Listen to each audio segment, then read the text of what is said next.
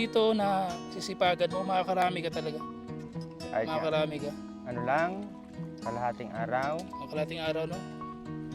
Marami na puno ko yan.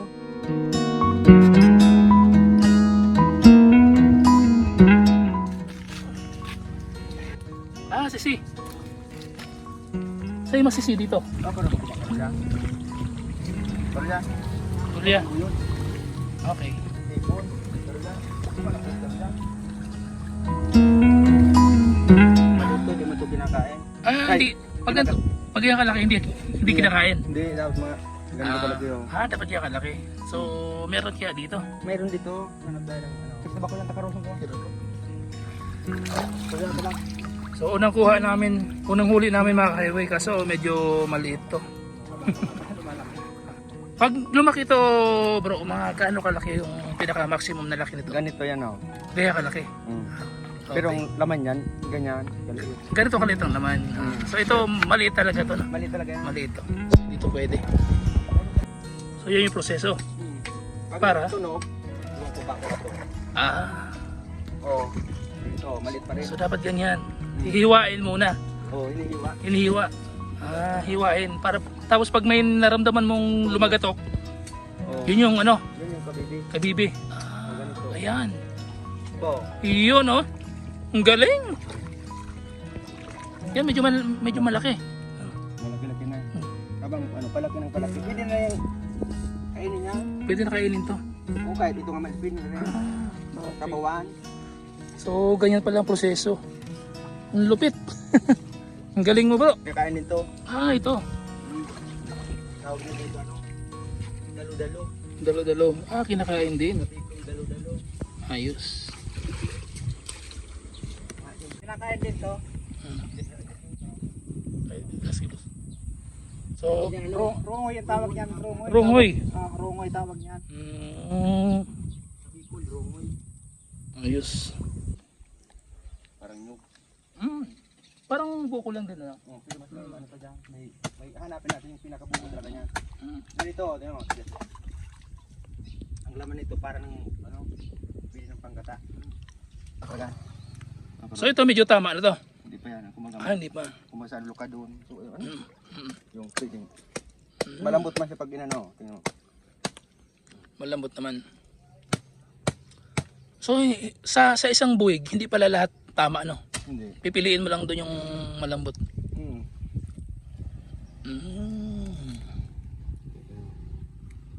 Ito medyo malambot. So kanina yung natikman natin, matigas. Ngayon humanap tayo na medyo mas bata. Yan, nilalatag na nila yung naglalatag kami dito ng lambat mga highway. Tol, sa Bicol, anong tawag niyan? Pangke. Pag nilatag yan tol, mga gaanong katagal bago hanguin yung minuto lang. So ganyan yung ginagawa. Nilalatag doon. Meron siyang pabigat. Layo na nyo. Ilang metro kung haba yan tol? 100 meters.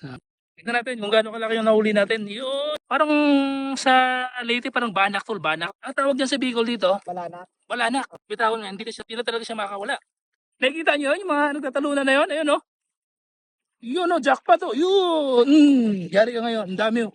Oh, di ba? Oh. So, tingnan natin o. Yun. Grabe mga kawi o. Tingnan nyo. Oh. Ang dami. Yun o, jackpot o. Daming balanak. Grabe, ang bilis. Ang bilis natin makakuha. Wala pang, yan po. Wala pang 5 minuto ano? Wala pang 5 minuto. Wala pa. Yun. So, tingnan nyo. Oh. So, halo-halo. So, pag ganyan bro, dapat pinipis yung So bro, ang kinukuha natin ngayon ay ito namang mga Bugitis sa Bicol. bugitis. So, ganyan na talaga ito kalaki. Oh, ganyan talaga kalaki yan. Hindi na yan lumalaki. Hindi na lumalaki. Pero ang laman yan, ano, Ayos, sapat naman yung ano, solid. Oo, matikman mo, mas masarap pa yan sa tahong. Sige. Oh, ganito pag Bro, ano yan, lagyan. ganito pag hanap niyan.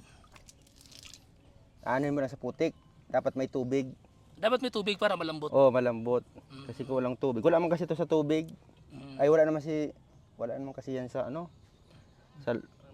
Walang tubig dapat. Nasa may tubig yan. Tulad ng inanap natin kanina. Oh, yung isang hinanap natin kanina, nasa ano yon. Hanapin talaga natin sa ano. Yan ang tinatawag na liod yan. Ito, nakakalason. Nakalasan to. Nakakalason Yan. Pag ganitong itsura niya, nakalasan to. Kaya tinawag yan na liod kasi pag nakakain ka niyan, ano ka, yung katawan mo. Yung mga hindi marunong dyan.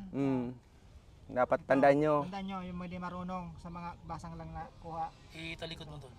Yung Ang tawag nito ay liod. liod. Liod sa Bicol dito sa amin. Iwan ko sa inyo kung anong tawag. Nakakalason yan. Nakakalason. Nakalasan to. Kaya ingat kayo. Dapat lagi kayong manood para makita nyo kung anong mga di pwedeng kainin at pwedeng kainin. So liod. Tandaan nyo mga kaibigan, yan, yung liod na yan. Tandaan nyo to. Ito, ganyan. Huwag kayo nang kain ng Sakaling mapasyal kayo dito sa Bicol. So tol, anong mararamdaman sakaling nakakain ka yan?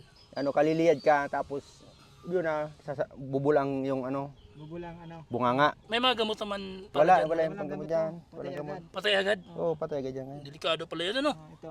Yan. Kaya yung manood kayo kay Hinihighway para matuto tayo ng ano, ng hindi kilalang pagkain. Ganito. Maging familiar, ano? Oo. Familiar tayo. Ito yung nahuli ko na, meron naman Meron naman, oh. Isa. Ito naman. Yun, oh, catch and cook talaga itong mga kaibigan. Kung wala kayong pang-ulam dito, malali lang ang ulam dito. Ang dali lang. Basta masipag ka lang, ano? Masipag ka lang. Kasi kung patamad-tamad ka, wala kang makukuha ang ulam. Yan, marami-rami na rin, eh. Meron tayong isda dito. Mm. Tingnan mo kayo, may isda na kami dito. Marami to. Oh. Tsaka may kaunting mga Bibi. bibi, kabibi.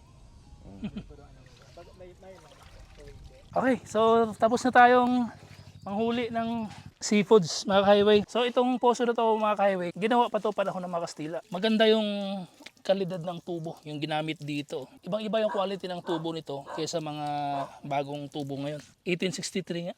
18. Oo. 18. 1863. So itong nakuha namin na na alimango, itong dalawa na to. Nagtitimbang to ng mga kalahating kilo. Kalahating kilo ano. So ito, ganito yung paghawak dito. Yan, hahawakan mo dito sa likod. Kasi pag dito mo hinawakan yung ipit niya, kayang abutin yung daliri mo.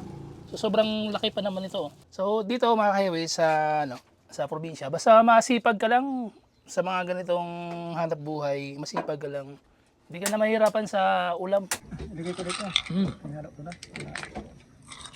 Susunod, limango. Limango. Paulam na malaki. Ang laki oh. Tigmix na namin ang parang isang pagkain. Isang luto na lang. Isang luto na lang, mix. Yan o. Yan na yung laman ng clams. Wow, talaga naman oh. Sobrang sarap niya tol. Sobrang sarap nito. Yun oh. Tamarulok ang sira. Wow. Wow. Agat niya. Huwag mo na yan. Yo, isama mo na yan. Ano yan? Kale. Safari yan, ulit natin uli. Gila ba eh. Sabaw, masap na sabaw niyan. Wow. Okay na. Para malinis. Mga di kinakain dyan. Una ito. Ito yung di kinakain. Dapat pag ano mo yan, dipili kasing kamayin yan. Kailangan kasi kamayin. Gamitin mo na. Hindi ganito, may tinidor. Malambot lang naman ito kasi payat itong ano. Kasi mataba. Ito. Mahirap pag ganito. Dati na kami kasi ito. Yan. Wow. Ito, dito kinakain. Ito yung bituka niya. Bakit? Yan bituka niya, yung kinakain kasi parang isda yan na ano. Nasaan bituka niyan tol? Ito. Yan. Ito, para siyang ano. Yan yung bituka. Mm. Yan pala yung bituka niya. Ito, hasang niya to. Hindi mo ito kinakain. Kasi yan ang hasang alimango. Yan. Itong ano niya, taba niya. May taba pa rin siya kahit simple. Kahit pa may taba siya. Itong kinakain niya, taba niya. So ibig sabihin itong alimango na to, payat na to. Payat kasi siya nagbagong balat. Kasi malambot siya. Tingnan mo, malambot ang ano niya, balat. Kaya mabasag. Ang kinakain niya. Doon pala yun. Ito masabaw. Masarap yung sabaw nito yung ano niya. Sige. Pul mo. Sige. Masarap masabaw niya. Yung ano niya ng ano. Wow. Yan.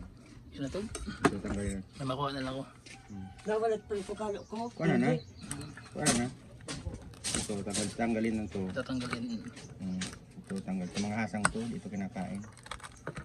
Para pagkaan malinis. Malinis naman to kaya lang ito, hindi man talaga kinakain.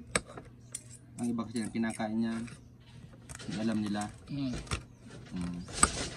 ano. Yun o.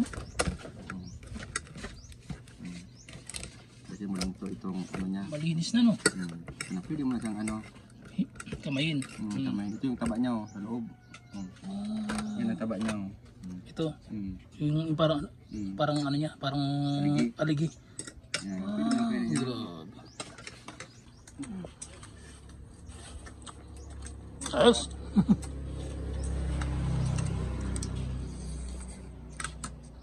Sarap.